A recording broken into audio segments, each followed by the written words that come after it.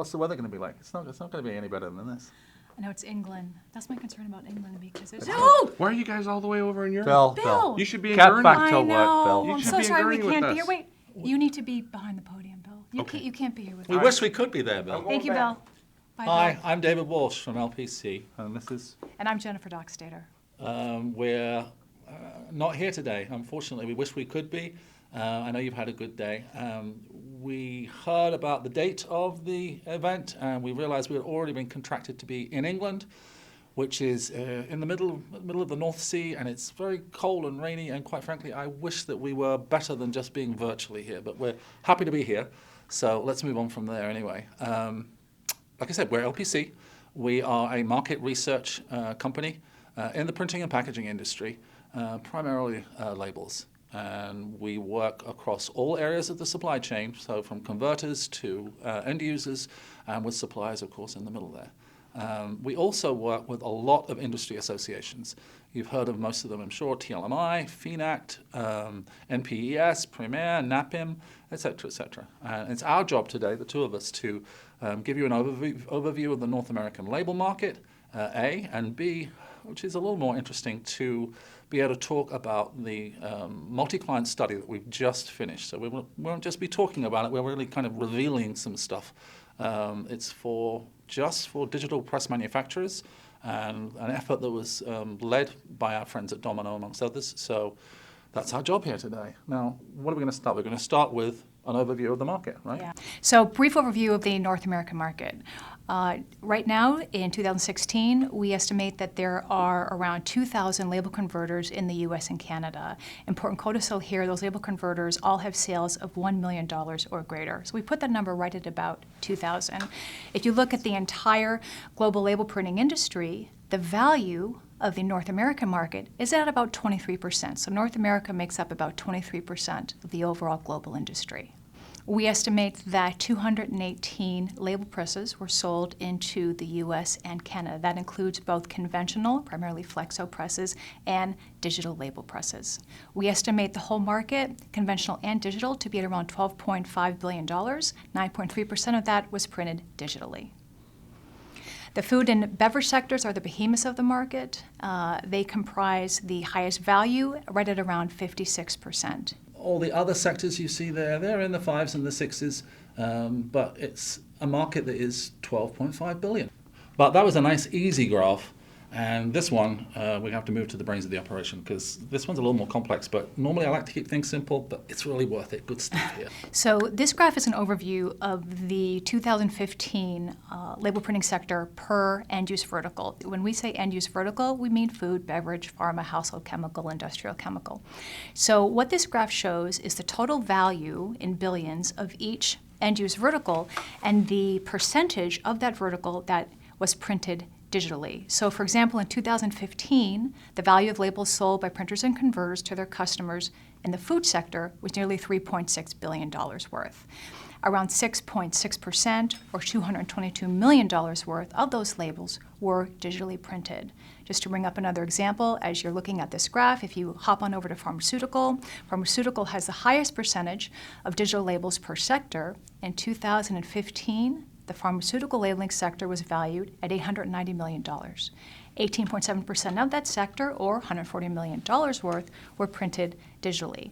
We're the only group right now that is segmenting the market like this and that has these values in terms of percentages that comprise each total printed sector. So we think this information is interesting, and we want to share it with you today. So this is what Jennifer wanted to call a brief conventional history lesson.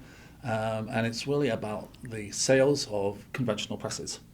I'm sure we're going to look at the graph, and we can see that we've been tracking this stuff for about 10 years, but this is the last 5 years, which is a very good gauge. And you can look at the slide, you're going to see 145 presses were sold in 2011, according to our stats.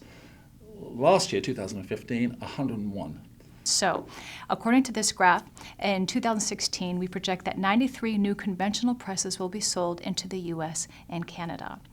We also project that 130 digital presses will be sold into the US and Canada, so you can kind of get the discrepancy there. I also want to add here that 2014 was the first year that new digital press sales actually outpaced conventional press sales for the first time. That happened in 2014. So that leads us on to 2020. So I get to talk about the future a little bit. We've obviously, this isn't blue sky thinking. We're taking our figures and moving them forward and the way things are working right now. The figures say that it's really a percentage thing. In 2020, we think that 1 in 4 printing presses, the new ones, as Jennifer was saying, will be conventional. 3 out of 4 will be digital. Now we want to talk about this reveal to you, this multi-client study that Domino has helped us and led us on. It's been, and we're going to talk about that a little bit, it's been, I suppose you'd say, a wild ride. We've had a tremendous response from converters, and which shows that they want to know our information, but shows that they're hungry for information. The objective of the study was to primarily deliver printing press purchasing data, some of which you've seen, to digital press suppliers in addition to the trends. Why folks are going to choose one digital platform over another. Are you going to buy EP? And by EP we mean electrophotography, HP Zycon. Are you going to buy a digital inkjet press? Are you going to buy a Domino, an EFI? Are you going to buy one of the new hybrids, maybe a Gallus Mark Andy? Also, at this point, Mr. Converter, Mrs. Converter, are you perhaps uncertain about what you're going to buy? So we wanted to really gauge what those levels were, as well as how much uncertainty there is in the marketplace at this time. This is the company's projected digital press purchases for 2016. So this is when we ask folks, what format are you going to be buying? Of the whole universe, 35% talked about, yes, they're going to buy EP. 31% said inkjet, 7% hybrid, 28% were uncertain. I think this slide is one of the most interesting slides that we're presenting today because this group is label converters without any digital press technology. They do not have a digital press on the production floor, only conventional. So these are the folks from this category that said, yes, I will be purchasing a press in 2016. When we asked them what they will be purchasing, this is what they said. 15%, they're going to buy electrophotography. 31%, they're going to purchase inkjet. 8% are going to be purchasing one of the new hybrid systems. Big uncertainty here. Nearly half the group are uncertain as far as what they're going to purchase. And when we talk about all the research, all the vetting that companies are doing now, so many of them fall into this category. So many of them are label converters that do not already have digital technology on their production floor. One thing we wanted to do for you here today is we wanted to give you what our projections were. So on December 31st of this year, how is it all going to play out? What will those sales actually be? We think that by the end of this year, 51% of the companies who will purchase a printing press are going to purchase EP, electrophotography. 43% will purchase digital inkjet. We can really see the gap closing here between digital inkjet and electrophotography. It's getting closer and closer. 6% will buy one of the new hybrid systems in 2016. We're learning here, looking at those kind of figures and large numbers of figures, it's a lot less comfortable on the fence than it used to be, and a lot of people are getting off. Yeah, people are pulling the trigger. Of course. Okay, here's a little bits of stuff for you guys to take back to your label companies if you have them. You can compare your own stats against these, but you can't tell anyone else because it's exactly. We thought this data might be interesting for some of the converters in the audience and probably for some of the suppliers too. So here's some of the benchmarking data that came out from this research with 250 label converting companies. So why don't you take the first one? Oh, okay. So this is, I've got to stare at the slide somewhat. So this is average flexo jobs per shift. And you can see the difference between that. You've got less than 3 jobs, 3 to 5, 6 to 8. You can read it for yourself.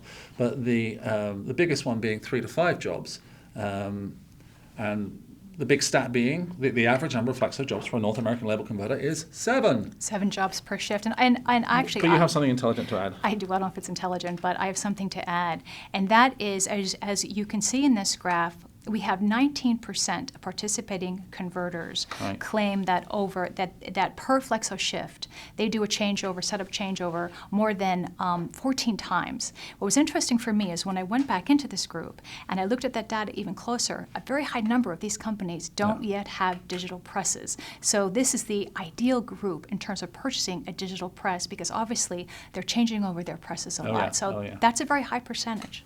Now we're going to show you average number of jobs per digital press. unsurprisingly, much higher.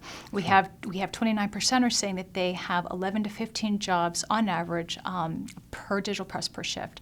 The average number here, almost twice as much as the flexo data, 13. This is something that LPC asks the market about every 3 to 4 years. And we've been doing this for about 10, 15 years now. Since the rise of digital. And what we do is we ask label converters, okay, what are your break-even run sizes? And by break-even run size, we mean the run size in linear feet on your conventional, on your flexo presses. What does a run size have to be so that you're not losing any money? No. And we ask the same question in this survey, and we can move over to the graph, and this will take you through the data. Here you see the breakdown. We gave converters options to choose from in ranges, so they wouldn't have to give us their exact data. However, if you take this whole group, the average break-even run size for flexo for converters is 2,400 linear feet. Something that's very important here is that 3 years ago, we asked a very large sampling, I think it was around 170, 180 companies, the same question for some association work that we were doing at the time. The break-even run size 3 years ago was about 5,000 linear feet. So in 3 years, that run size has halved. I want to say here that conventional press manufacturers, they've gotten really good at being able to have quick changeover, short size runs on their presses. However, 2,400 feet, how much lower can that number really go? I think the thing that we've come out from here is, and it won't be surprising, you're all sitting here, converters are, as Jennifer calls it, in major vetting mode. Yeah. Research mode, vetting mode. I don't think there's any doubt. I had the feeling, even talking to converters a couple of years ago, and a number of people were buying digital presses. But a number of people also at a meeting, a TLMI meeting or whatever, would say, I'm going. And you just look behind their eyes, and they weren't quite ready to buy. And they were waiting. I'm definitely seeing now that a lot of those people are very serious. And one of the things, and I'm sure that's happening here today as well, but one of the things I love about the label industry is how much cross-fertilization of ideas and thoughts that there is. What do you call that? I call that, I think you're referring to the peer sharing. We have found this to be especially true for digital printing. And just in the past year at the different association meetings, the different technical forums that we've attended, it's inevitable that we find a group of label converters talking about the kinds of digital presses they have and the kinds of digital presses that they're perhaps going to buy. And they're asking people, look, you have one of these presses, how is it? How's the service? What's your downtime? What's your average downtime? So that's where converters are right now. They're trying to get as much information as they can get their hands on to make what they think is an inevitable and imminent decision. I want to end today with what we see in terms of the increase for digital press sales. And we project that over the course of the next 5 years to 2020, digital press sales will increase nearly 12% per year.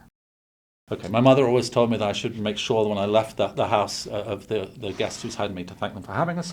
You've all been very kind and invited us in some ways, even though we haven't actually been here. That's our regret. I hope you've got a little something out of the presentation we've had. Thank you very much, Domino. And Bill has promised us that we will be invited back, and I promise Bill that next time we'll be in the room. So that's it. So thank you very much. Thank you, everybody. Thank you, Domino. Safe travels home.